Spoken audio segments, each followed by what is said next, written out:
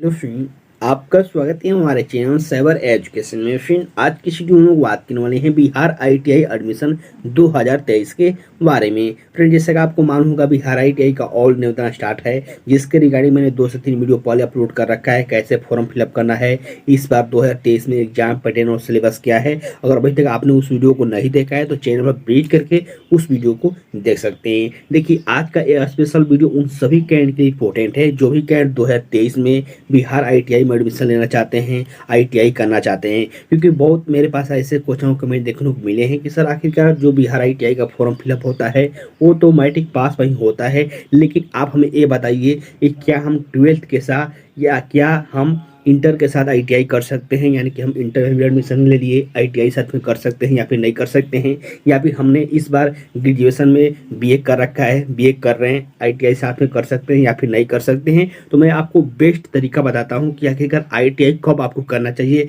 क्या मैट्रिक के बाद आईटीआई करना चाहिए, क्या 12th के साथ आईटीआई करना चाहिए या फिर ग्रेजुएशन के साथ आईटीआई करना चाहिए। तो आज का ये वीडियो उन सभी के इंपॉर्टेंट है जो कि इस कंफ्यूजन में लगे हुए हैं। तो सबसे पहले इस वीडियो को दोस्तों के साथ ज़्यादा शेयर कीजिएगा ताकि सभी बच्चों के पास इस वीडियो के माध्यम से सही जानकारी मिल पाए। साथ ही अगर अभी तक आपने हमारे चैनल को सब्सक्राइब नहीं किया है तो चैनल को सब्सक्राइब करके हमारे साथ जुड़ जाइए, क्योंकि यहाँ बिहार आईटीआई की संपूर्ण तैयारी बिल्कुल फ्री में करवाई जाती है। सो फ्रेंड्स, सबसे पहले हम लोग बात करते हैं कि बिहार में आईटीआई करने के लिए एजुकेशन क्वालिफिकेशन मिनिमम क्या रखा जाता है।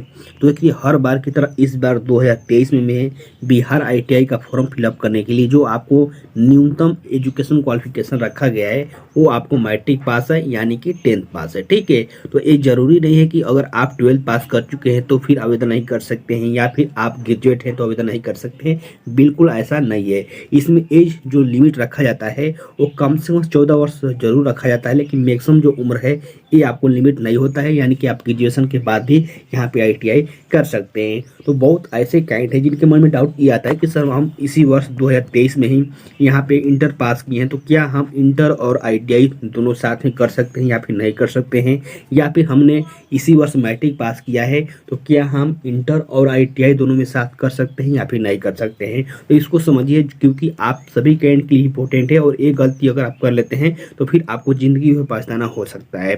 सबसे पहले मैं बता दूं कि देखिए, आईटीआई करने का बेस्ट समय कौन सा रहता है। देखिए, आईटीआई करने का बेस्ट समय वो भी खासकर बिहार में वो है मैट्रिक पास, यानी कि अगर 2023 में अगर आपने मैट्रिक पास कर रखा है तो आपके लिए आईटीआई करने का सबसे बेस्ट मौका है और आपको आईटीआई मैट्रिक के बाद ही करना चाहिए।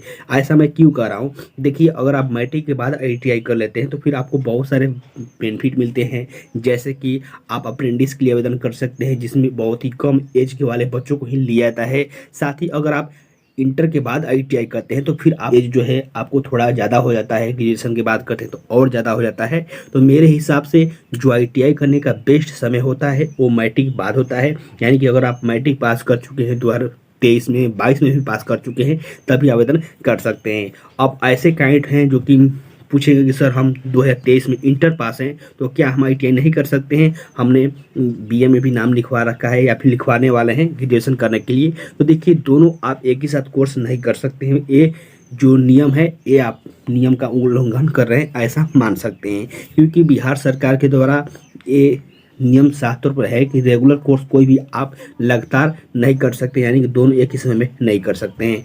ये लगातार या फिर कलर बेसिस कोर्स होते हैं वो कौन से होते हैं। तो देखिए, जो इंटर का कोर्स होता है, यानी कि इंटर में आप एडमिशन कराते हैं इंटरमीडिएट में और आईटीआई में, इसमें दोनों में आपको डेली वाइज क्लासेस होती है, तो इसीलिए इसको रेगुलर क्लास बोला जाता है, रेगुलर कोर्स बोला जाता है। तो इसमें आप दोनों एक ही साथ कोर्स नहीं कर सकते हैं। अगर आप सोच रहे हैं कि हम आईटीआई में भी एडमिशन निकाल लें और यहाँ पे इंटर भी साथ में कर लें, तो बिल्कुल आप ऐसा मत करें, क्योंकि आपको बाद में पछताना हो सकता है।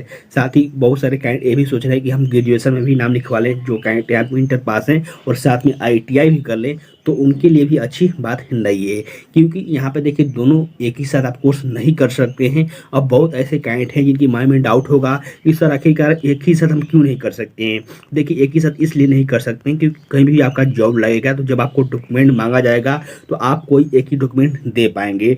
और बहुत ऐसे भी प्राणी होंगे जिनके मन में डाउट होगा कि सर, हम उसी समय सिर्फ एक ही डॉक्यूमेंट देंगे। बिल्कुल आप एक ही डॉक्यूमेंट दीजिएगा, लेकिन आपके बहुत सारे न चाहने वाले लोग हैं, दुश्मन हैं, जो कि अगर आपको कंप्लेंट कर देते हैं कि इन्होंने एक ही साथ 2 कोर्स किया है तो फिर आपको वहाँ पे बहुत ही घाटा हो सकता है। ठीक है, तो मेरा आप सभी कैंड से रिक्वेस्ट यही है कि देखिए, अगर आप ITI करना चाहते हैं तो आप मैट्रिक पास के बाद ITI कर सकते हैं, 12th के बाद ही ITI कर सकते हैं।